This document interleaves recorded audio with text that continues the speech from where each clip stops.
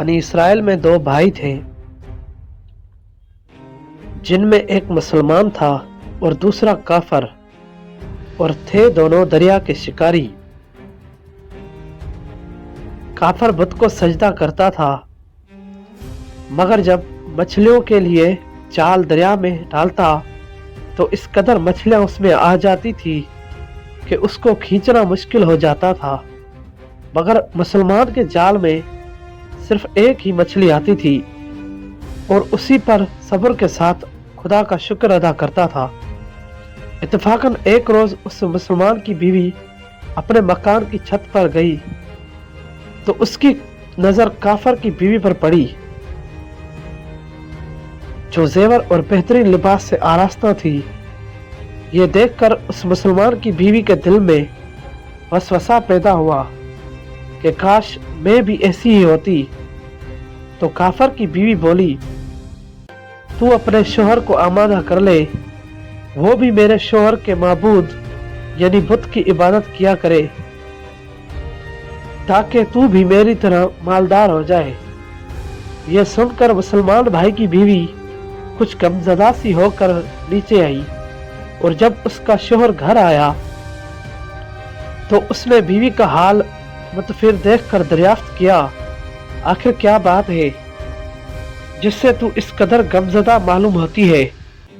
तो वो कहने लगी, बस मियाँ, या तो तुम मुझे तलाक दे दो या अपने भाई के महबूद की पुरतशिश इख्तियार करो। ये सुनकर उससे शोहर ने कहा कि खुदा की बंदी, तो खुदा से नहीं डरती? ईमान की दौलत के बाद ये कुफर की बातें करती है। तो औरत बोली, बस मुझसे अब ज्यादा बातें ना बनाओ, मैं लगी बुझी नहीं रह सकती। जबकि दूसरी औरतों और खसूसन तेरे भाई की बीवी को मैं देख रही हूँ कि वो जेवरात और उम्दा लिबास से आरास्ता रहती है। जब उस मर्द मोमिन ने देखा कि औरत दरियाहट पर उतर आई है और उसका इसरार हद से बढ़ चुका है, तो उसने औरत को तसल्ली दी, कहा, अच्छा, घबराने की जरूरत नहीं है, मैं कल से कारीगरों और मजदूरों में जाकर मेहनत करके तुझे रोजाना 2 दरहम देता रहूंगा, तो उससे अपनी हालत दुरुस्त कर लेना। ये सुनकर औरत को कुछ तस्कीन हासिल हुई और सवेरे ही वो मर्द मोमिन मजदूरी की तलाश में निकला, लेकिन किसी ने उसकी बात न पूछी।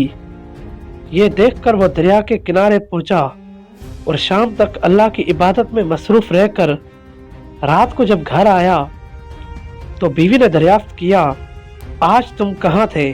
तो वो कहने लगा, मैं बादशाह की खिदमत में था, उसने मुझसे 3 दिन काम करने की शर्त की है। औरत बोली कि आखिर वो बादशाह तुमको क्या देगा? तो उसने जवाब दिया कि मेरा बादशाह बड़ा करीम है और उसके खजाने माल दौलत से भरे हुए हैं, वो मुझे वो देगा जो मैं चाहूँगा। चुनांचे इसी तरह बराबर वो अपने महबूद बरहक की इबादत में मसरूफ रहा। और तीसरी रात हुई तो बीवी ने कहा, सुनो मियाँ, अगर कल तुमने मुझे मजदूरी लाकर नहीं दी तो तुम पर मुझे तलाक देना लाजिम हो जाएगा। ये सुनकर उसको किसी कदर परेशानी लाक हुई और 30वीं सुबह को उसने एक यहूदी से कहा, क्या तुम मुझे मजदूरी पर लगा लोगे? ये सुनकर यहूदी कहने लगा कि हाँ, तुमको मजदूरी तो मिल जाएगी, लेकिन शर्त यह है कि मेरे पास तुम्हारे खाने पीने का कोई इंतजाम ना होगा। चुनांचे वो मर्द मोमिन रोजा की नियत करके यहूदी के साथ हो लिया और अल्लाह ताला के हुक्म से हजरत जिब्राइल अलैहिस्सलाम 29 अशरफियां एक नूरानी तबाक में लेकर उसकी बीवी के पास पहुंच गए और कहने लगे, मैं बादशाह का कासिद हूँ, उसी ने ये अशरफियां लेकर मुझको तेरे पास भेजा है और फरमाया है कि तेरा शोहर हमारे काम में था, हमने उसको ना छोड़ा, यहाँ तक कि उसी ने हमको छोड़ दिया और यहूदी के पास चला गया। अगर वो हमारा काम करता तो हम उसको और ज्यादा इजरत देते। बस ये एक अशरफी की कमी इस वजह से हुई है। चुनाचे वो औरत उनमें से एक अशरफी लेकर बाजार गई जिस पर ला इलाहा इल्लल्लाह वहदहू ला शरीक लहू लिखा हुआ था। सिर्फ एक ने सराफ ने 1000 दिरहम उसकी कीमत औरत के हवाले कर दी।